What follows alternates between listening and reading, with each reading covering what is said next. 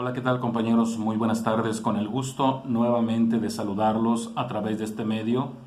Deseo pues que se encuentren de lo mejor y solo lo mejor, así sea. Hoy vamos a continuar con nuestra clase de Sagrada Escritura. Ahora toca el Evangelio según San Mateo. Estamos estudiando pues el Evangelio de Mateo y vamos a comenzar, no sin antes naturalmente ponernos en manos del Señor, hacer nuestra oración en la que, bueno, pues le pedimos al Señor, sobre todo, perdón por aquellas faltas que hayamos cometido y al mismo tiempo le damos gracias por el don de la vida, por la familia, por los amigos, por este día tan maravilloso que estamos viviendo. Vamos entonces a pedirle al Señor también que el Espíritu Santo que reside en cada uno de nosotros nos ilumine, nos aclare, nos ayude a discernir lo que el Señor nos quiere decir a través de su santa palabra, particularmente en este Evangelio según San Mateo. La liturgia de las horas para este día nos propone la siguiente oración vespertina. Decimos todos en el nombre del Padre, del Hijo y del Espíritu Santo. Escucha, Señor, nuestras súplicas y protégenos durante el día y durante la noche. Tú que eres siempre inmutable, da firmeza a los que vivimos sujetos a la sucesión de los tiempos y de las horas. Por nuestro Señor Jesucristo, tu Hijo, que vive y reina contigo en la unidad del Espíritu Santo y es Dios por los siglos de los siglos. Amén. El Señor nos bendiga, nos guarde todo mal y nos lleve a la vida eterna. Amén.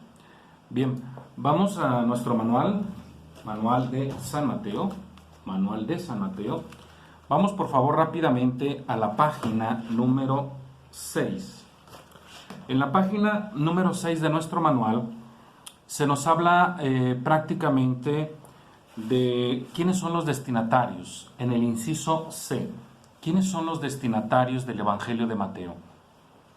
Yo les he dicho más de alguna vez que es muy importante para nosotros como estudiantes de Sagrada Escritura que nos fijemos en estos aspectos, puesto que nos van a dar los presupuestos para poder entender el escrito mismo.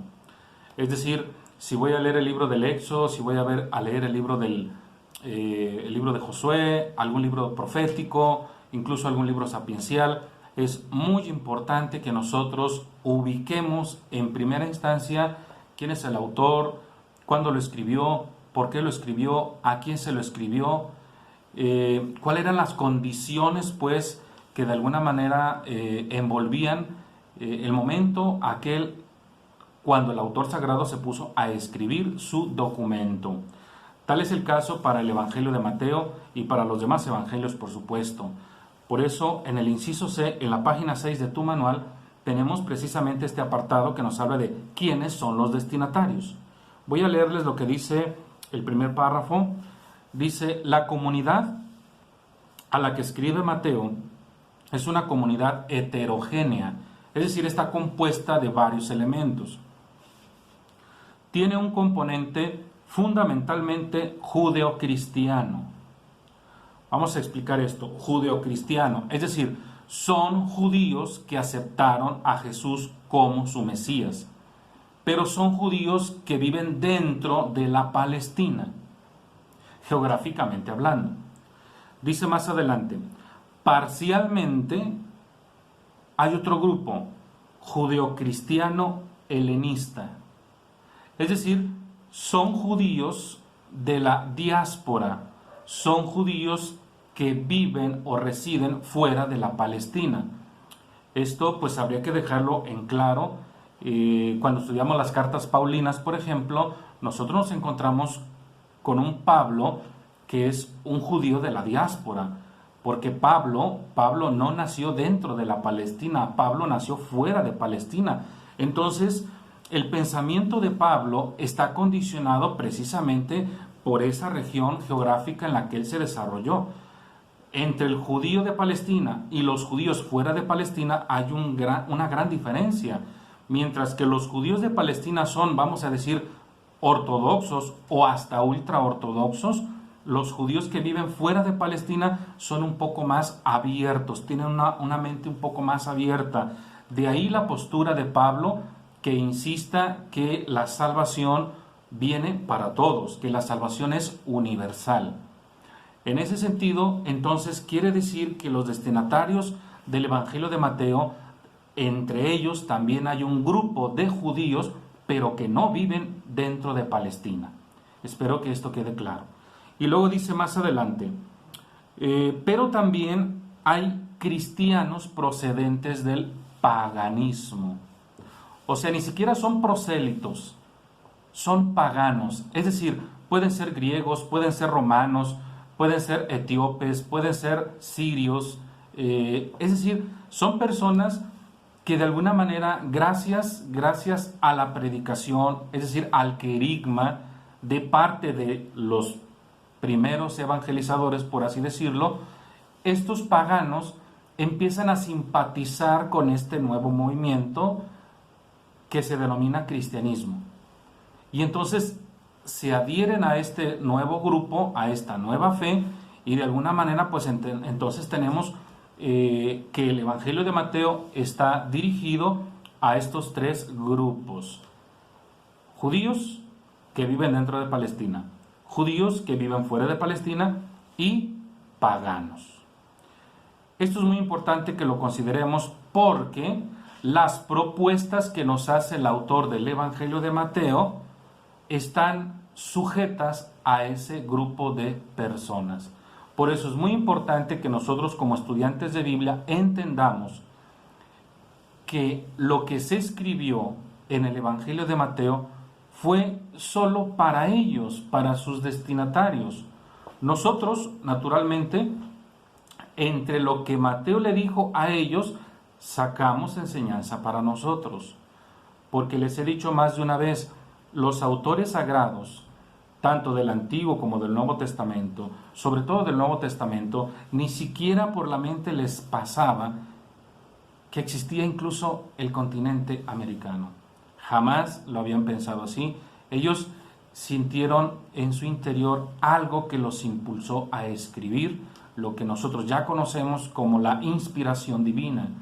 Y de alguna manera, estos a la hora de escribir tienen perfectamente bien claro quiénes son sus destinatarios, cuáles son los problemas por los que pasan estos destinatarios y tres, qué quieren decirles a través de sus escritos. Ahora, siguiendo el inciso C, tenemos, por ejemplo, un primer apartado, ¿sí? Casi al final de la página 6, ¿sí? Dice, una comunidad en conflicto con el judaísmo. Bueno, eso es un hecho indiscutible. En el Evangelio de Mateo, nosotros nos encontramos con una comunidad primitiva cristiana que parece que tiene un choque frontal con el judaísmo oficial. Pero, además, dice, al final de la página 7, aquí tenemos, dice, una comunidad que busca un modelo en el grupo de los discípulos y en las palabras de Jesús. Es decir, es una comunidad que de alguna manera está como teniendo algunos problemas externos, sí, ya lo dijimos contra el judaísmo, pero internos. Aquí el problema yo creo que es más serio. Un problema interno es aquel que se desarrolla dentro de la comunidad creyente. O sea, para mí es un tanto así como que vergonzoso darme cuenta que el autor sagrado del Evangelio de Mateo está tratando de llamarle la atención a la comunidad cristiana a la que él se dirige, porque parece que no están haciendo bien las cosas, o al menos no están entendiendo el auténtico y verdadero cristianismo. Por eso, en la página número 8, en el primer párrafo, nos encontramos con tres preguntas. Dice, ¿cómo era esta comunidad que se afirma con tal vigor frente al judaísmo y que vive abierta a los no judíos? Otra pregunta, ¿cómo estaba organizada esta comunidad? Y tres, ¿cuáles eran sus preocupaciones? Yo creo que esto es muy interesante y nos vamos a fijar en esta última interrogante. ¿Cuáles eran las preocupaciones de esta comunidad cristiana? ¿Sí? ¿Cuáles eran sus retos? ¿Cuáles eran sus desafíos? Porque evidentemente, si hoy en la actualidad reconocemos, porque es una realidad, que la iglesia cristiana sobre todo católica, está siendo perseguida en la actualidad, pleno siglo XXI, ahora imagínate hace 2000 años. Yo creo que basta con que le des una lectura prácticamente a las actas martiriales, o que veas, por ejemplo, la vida de algún mártir cristiano de aquella época, para que te des cuenta de que lo que nos estamos dando cuenta es algo real. O sea, efectivamente el cristianismo se vio sometido al principio a muchas pruebas de toda índole. La película que les he recomendado varias, pero esta última de El Apóstol de Jesucristo, de Pablo, ¿verdad? Esta última película, yo les he dicho que la introducción de la película, cuando vamos comenzando a ver esta película, vemos por ahí cristianos que están siendo incinerados, están siendo quemados. Se usaban estos cristianos como antorchas para iluminar las calles. O sea, esto fue una realidad. Esto está muy bien documentado en el internet, en el YouTube. Tú puedes ver cuál fue la suerte que corrieron los primeros cristianos. Así que precisamente a esta tercera interrogante dice, ¿cuáles eran sus preocupaciones? Claro que había preocupaciones. Bien, me voy a remitir a lo que dice el siguiente párrafo. Dice, en una lectura ingenua del Evangelio, puede parecer que Mateo ha tratado de reflejar solo una visión histórica de los discípulos que siguieron a Jesús. Pero con una mirada más penetrante, se puede descubrir fácilmente que el comportamiento de estos refleja también la situación de la comunidad que el autor tiene delante. Lo mismo ocurre con la presentación de Jesús. Se trata de una figura del pasado que desempeñó una función única en la historia de la salvación, pero al mismo tiempo es el Señor resucitado que está presente en la comunidad. Los discípulos son ciertamente figuras históricas del pasado, pero al mismo tiempo reflejan en muchos de sus rasgos la situación de la comunidad posterior.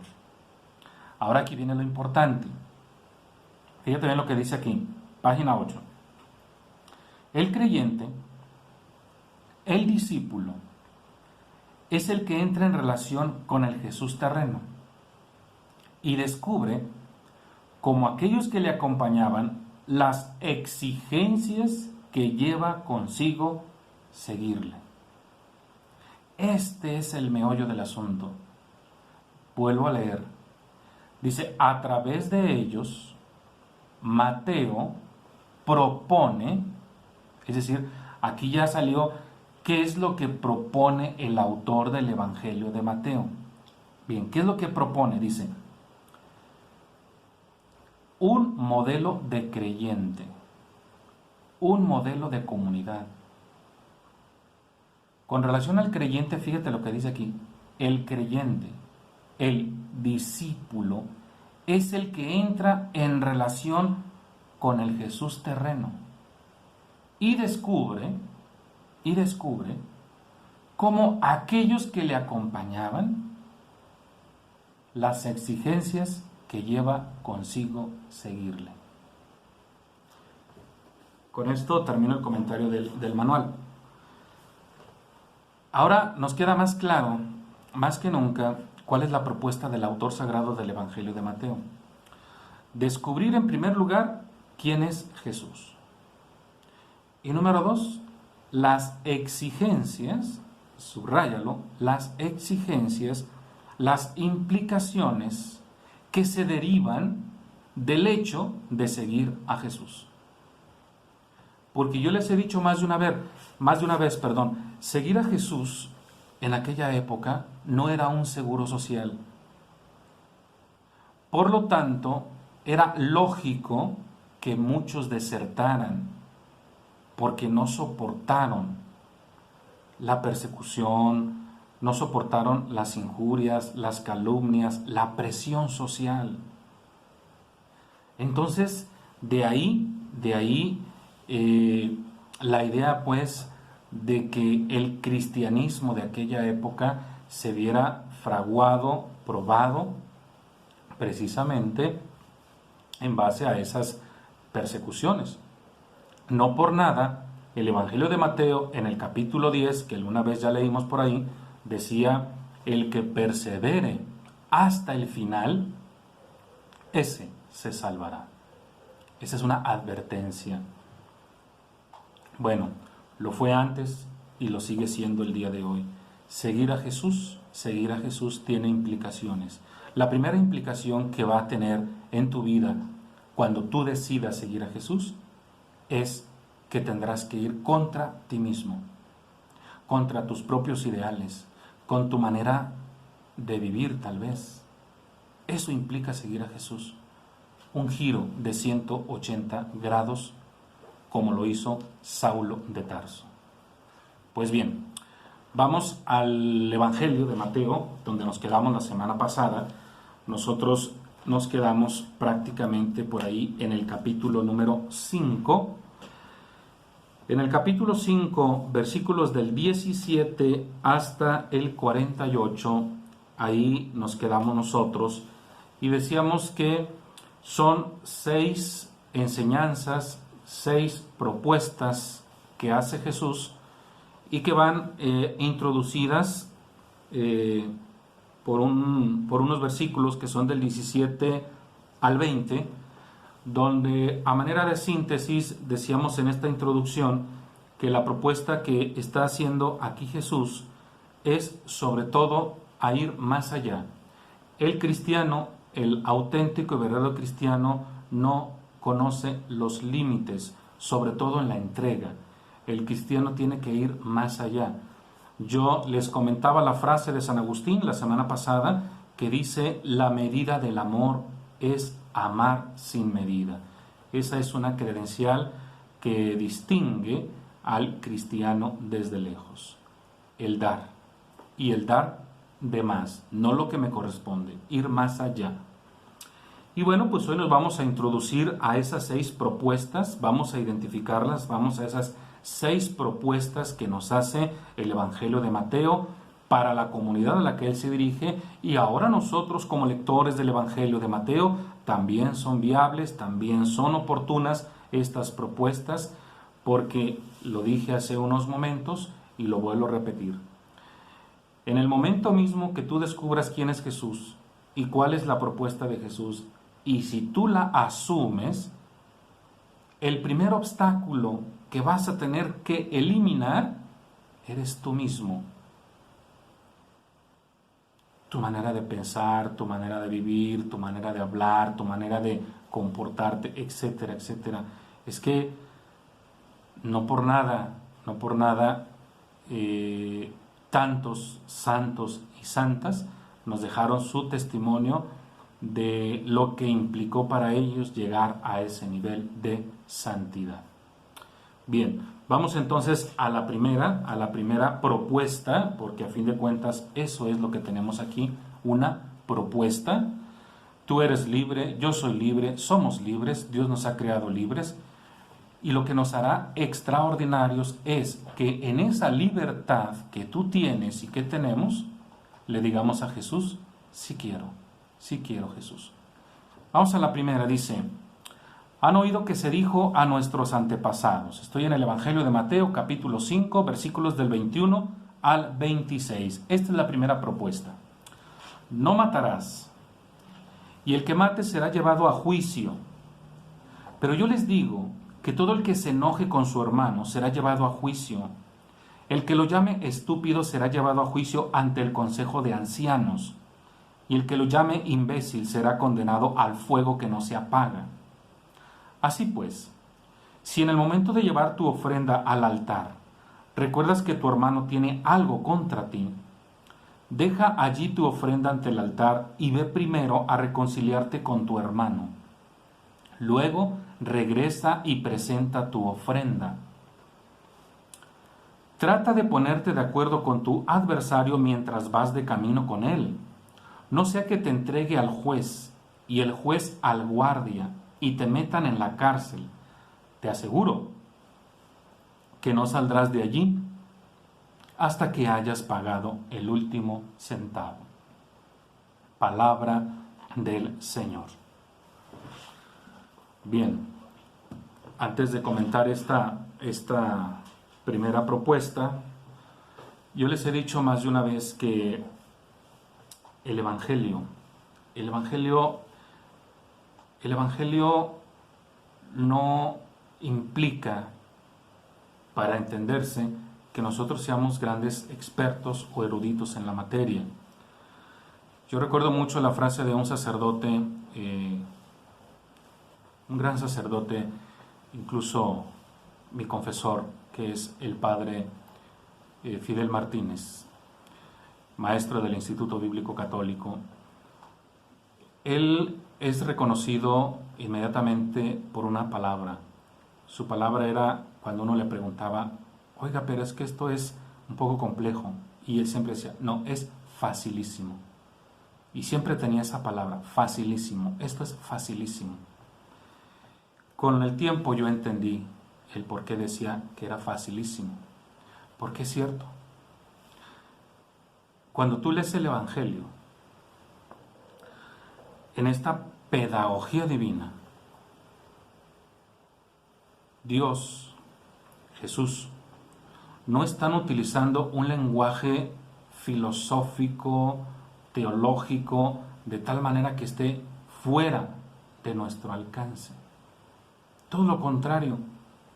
La narración está desarrollada con una sencillez que yo creo que hasta un niño lo podría entender.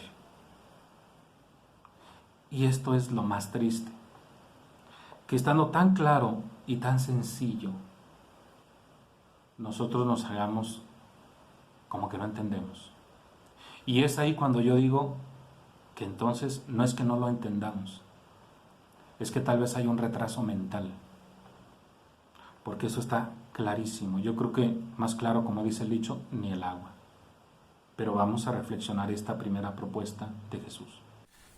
Bien, pues vamos a esta reflexión que estamos viendo aquí del Evangelio de Mateo en el capítulo 5, versículos del 21 al 26. Como ya lo habíamos dicho la semana pasada, lo que está haciendo Jesús aquí en estas propuestas que nos está, valga la redundancia, proponiendo, es como una reflexión personal que él está haciendo con relación a la Torá. Nota muy importante, no es que Jesús quiera modificar la Torá, no es que Jesús nos esté hablando de otra regla, no, la Torá es la misma. Recuerda lo que él dijo en el versículo 17, no piensen que he venido a abolir las enseñanzas de la ley y la de los profetas. No he venido a abolirlas, sino a llevarlas hasta sus últimas consecuencias. Es decir, la propuesta que nos hace Jesús aquí es, en pocas palabras, que la regla del cristiano es ir más allá. Por eso comienza diciendo, han oído que se dijo a nuestros antepasados, no matarás. Eso lo encontramos en el libro del Decálogo, es cierto, en el libro del Éxodo, capítulo 20, versículos del 17 y siguientes. Eso sí lo encontramos ahí. Pero es un hecho indiscutible que lo que nos está diciendo aquí el autor del Evangelio de Mateo es que efectivamente la vida la otorga Dios y Él es el único que la puede quitar, eso está claro.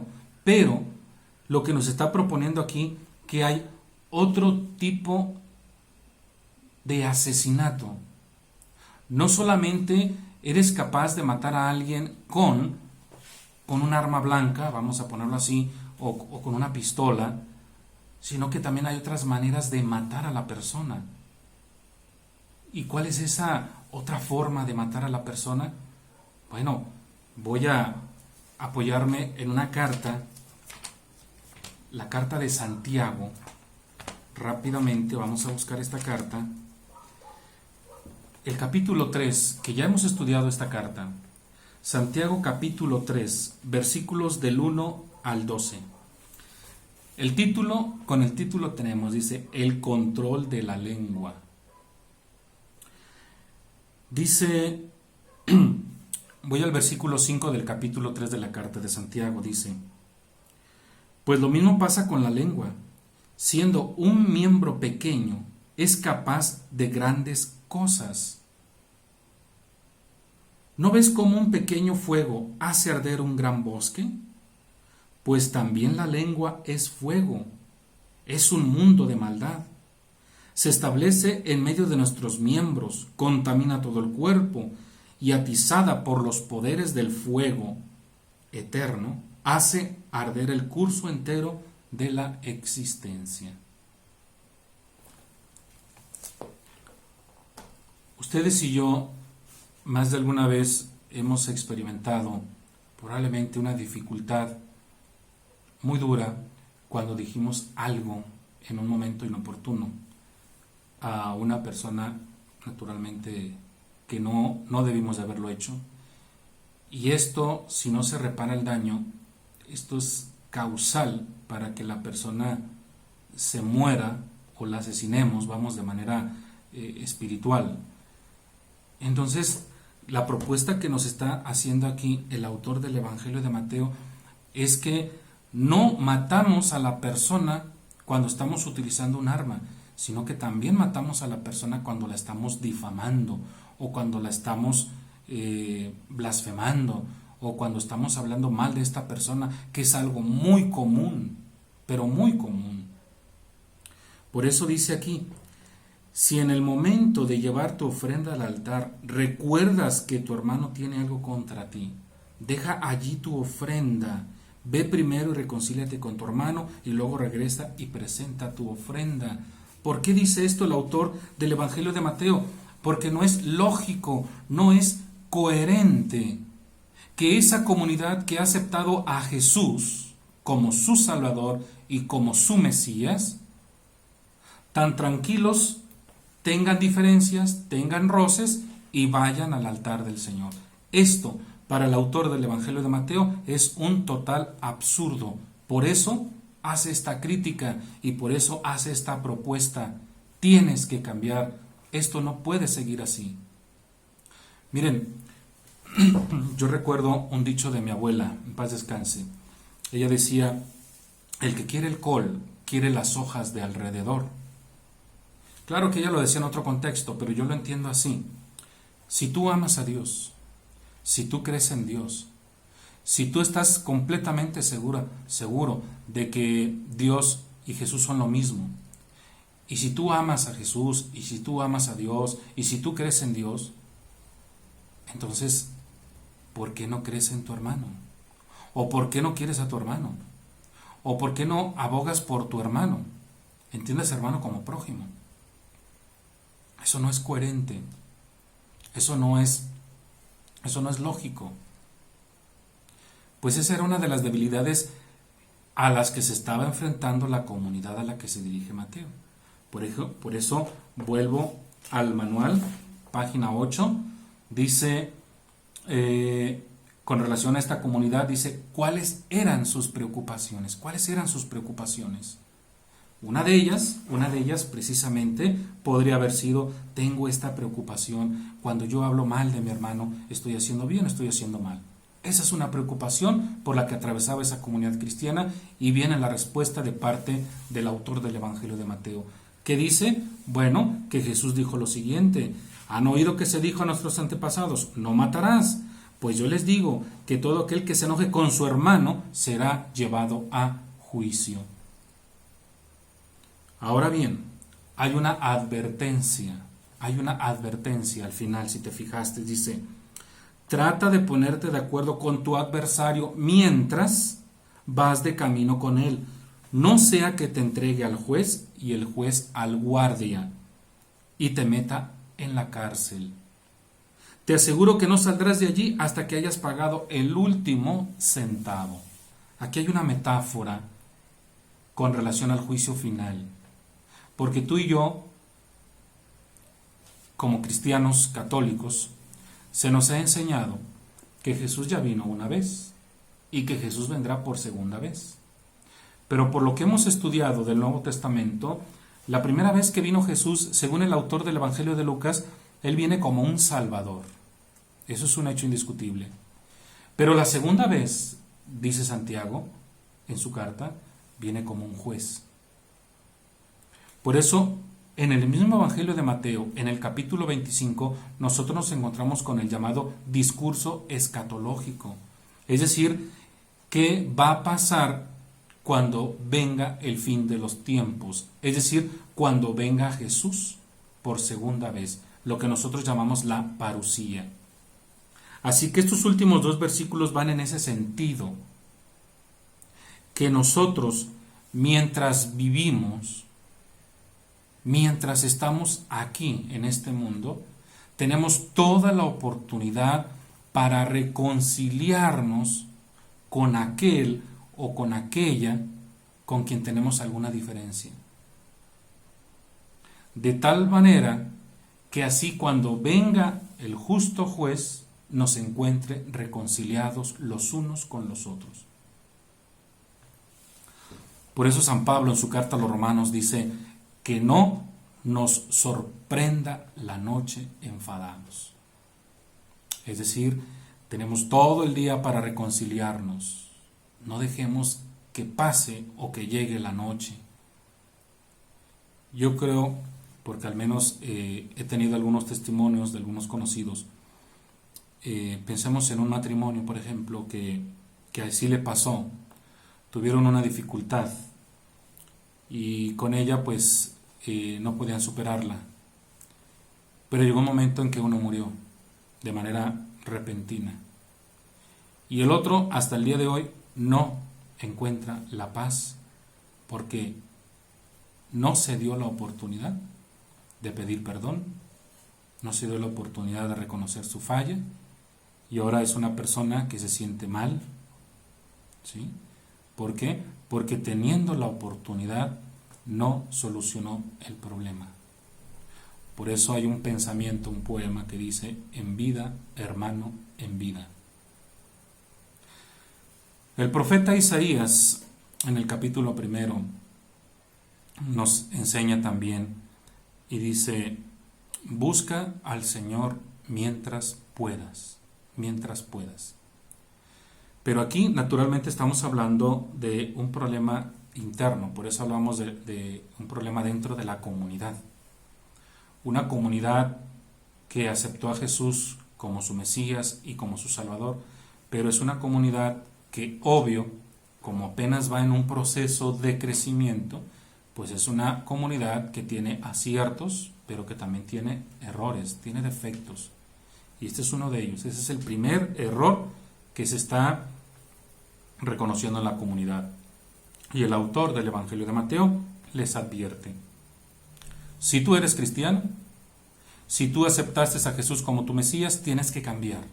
Y si tienes un problema con tu prójimo, soluciónalo, pero no vengas a traer tu ofrenda. Yo sé que esto puede fruncir más de algún ceño de nosotros, ¿verdad? O sea, podemos fruncir aquí el ceño, ¿no? Porque nos va a costar trabajo. Bueno, pues yo les advertí. En el momento mismo que tú descubras quién es Jesús y en el momento mismo que tú decidas seguir a ese Jesús, es en ese mismo momento en que vas a tener que ir en contra de ti mismo. Porque muy probablemente tú crees que estás en la razón y por eso no le hablas a fulano o a mangano o a perengano. Tú crees que estás en la razón.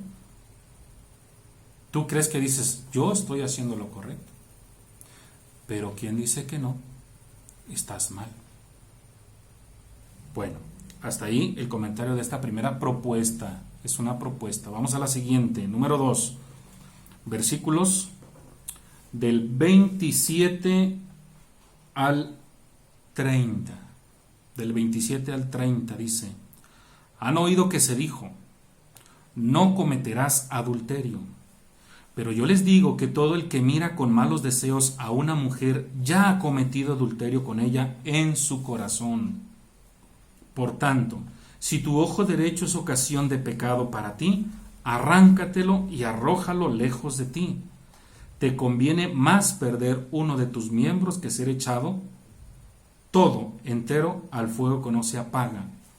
Y si tu mano derecha es ocasión de pecado para ti, córtatela y arrójala lejos de ti. Te conviene más perder uno de tus miembros que ser arrojado todo entero al fuego que no se apaga. palabra del Señor. Esta es la segunda propuesta y está relacionado con el adulterio. Bueno, para desarrollar un poquito más esta propuesta, yo voy a ir a la carta de Santiago, otra vez carta de Santiago, y vamos al capítulo 1 de esta carta. En el capítulo 1, versículo número 12 al 15, carta de Santiago, del capítulo 1, versículos del 12 al 15. Vamos a leerlo, dice: Dichoso el hombre que supera la prueba, porque una vez superada recibirá la corona de la vida que el Señor prometió a los que lo aman. Versículo 13. Ninguno al ser tentado diga: es Dios quien me está tentando, pues Dios no puede ser tentado por el mal, ni tampoco Él tienta a nadie. Cada uno, versículo 14, cada uno es tentado a pecar por su propia pasión, que lo arrastra y lo seduce. Después, la pasión concibe y da luz al pecado, y el pecado, una vez consumado, engendra la muerte. Palabra de Dios. Lo que está diciendo Santiago aquí, para entender lo que nos está diciendo Mateo por acá, es que nos está diciendo prácticamente que seamos muy honestos con nosotros mismos. Es decir, cuando dice que todo el que mira con malos deseos a una mujer ya ha cometido adulterio en ella, en su corazón. El corazón en la mentalidad judía, en el corazón residen tanto los buenos como los malos sentimientos. De ahí que cuando se dice que alguien tiene buen corazón, tiene buenos sentimientos. En ese orden de ideas, lo que se está advirtiendo aquí es que el cristiano, aquel cristiano a los que se dirige el autor del Evangelio de Mateo, tienen que saber de alguna manera dominarse a sí mismos antes de caer en la tentación. ¿Por qué? Porque no pierdas de vista cuál es el contexto sociocultural en el que nació el cristianismo. Y ya dijimos que el contexto en el que nace el cristianismo es un contexto sociocultural que se conoce como greco-romano. Es decir, están inmersos en una cultura, pero lamentablemente en esta cultura greco-romana son muy licenciosos, son muy promiscuos.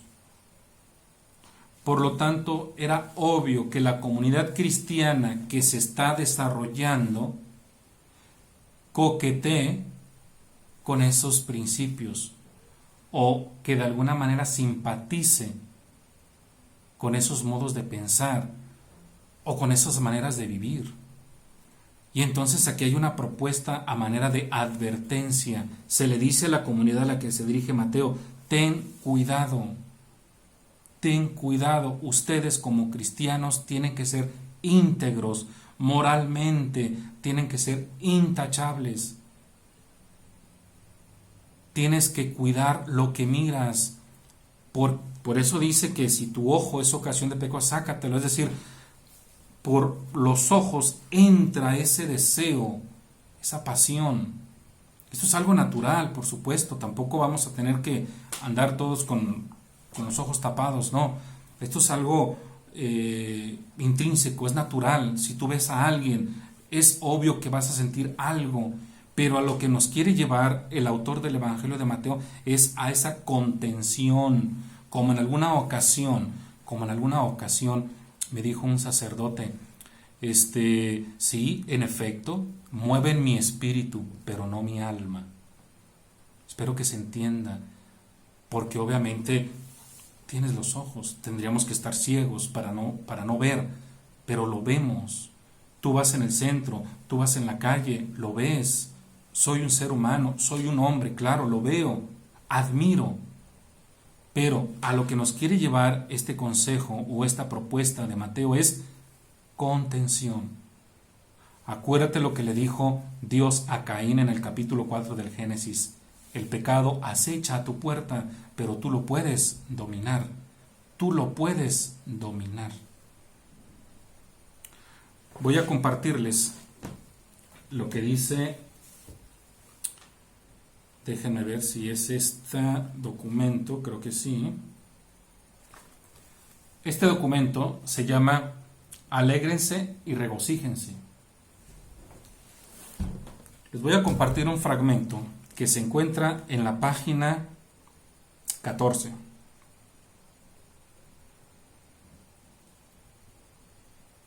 Aquí está. Se tiene como subtítulo Tu misión en Cristo. Voy a leerlo. Con esto termino esta clase. Dice: para un cristiano no es posible pensar en la propia misión en la tierra sin concebirla como un camino de santidad. Fíjate bien cómo comienza el artículo 19. Dice: para un cristiano no es posible pensar en la propia misión en la tierra sin concebirla como un camino de santidad. Me brinco al siguiente punto, número 20, dice: esa misión tiene su sentido pleno en Cristo y solo se entiende desde Él.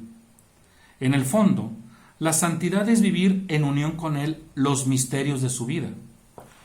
Consiste en asociarse a la muerte y resurrección del Señor de una manera única y personal, en morir y resucitar constantemente con Él. Pero también puede implicar reproducir en la propia existencia distintos aspectos de la vida terrena de Jesús. Por ejemplo, su vida oculta, su vida comunitaria, su cercanía a los últimos, su pobreza y otras manifestaciones de su entrega por amor. La contemplación de estos misterios, como proponía San Ignacio de Loyola, nos orienta a hacerlos carne en nuestras opciones y actitudes. Fíjense bien esta deducción de este gran santo, Ignacio de Loyola, que dice, la contemplación de estos misterios nos orientan a hacerlos carne en nuestras opciones y actitudes. Es decir, nosotros como cristianos, ya en una aplicación práctica para la iglesia del siglo XXI, es identificar quién es Jesús, reconocer bien quién es Jesús y en un momento dado imitar los mismos sentimientos que tuvo Jesús, las mismas actitudes que tuvo Jesús, la misma vida de Jesús. Por eso el autor sagrado del Evangelio de Mateo, en estas 6 propuestas, que hoy solamente vimos 2 propuestas, debe de quedar bien claro que el seguir a Jesús tiene implicaciones que incluso van más allá de lo que nosotros estamos acostumbrados a hacer o a dar. La primera es ir con aquella persona con la que tú sientas que tienes una diferencia y decirle: perdóname, me equivoqué, o lo que dije fue en un momento de ofuscación, lo siento. Restablecer esa situación para que puedas ver de cara al Señor. Y la segunda propuesta es un autodominio, porque aquí se puso el ejemplo del adulterio, pero ¿cuántas debilidades tiene el ser humano? Identifica cuál es tu talón de Aquiles, como se dice. Identifica qué es aquello que te está esclavizando, para que puedas superarlo, para que puedas entrar en esa comunión. Porque, como decía mi abuela, en paz descanse, no se puede comer caña y elote al mismo tiempo. No se puede querer seguir a Dios sin dejar la vida irregular o pecaminosa que tenemos. Bueno, pues hasta aquí le dejamos en esta clase. Yo no quiero rápido agotar estas 6 propuestas. Yo creo que cada una de ellas tiene su merecida reflexión y hay que hacerla porque el Evangelio, para que pueda ser entendido, para que pueda ser asimilado, hay que hacerlo en pequeñas dosis para que nosotros podamos entenderlo en su plenitud. Entonces, la próxima semana continuaremos ahora con la tercera y la cuarta propuesta que nos hace Jesús en este Evangelio de San Mateo. Muchísimas gracias por tu atención. Por favor, cualquier duda, cualquier comentario a través de los medios que ya conocemos. Muchísimas gracias y hasta la próxima edición.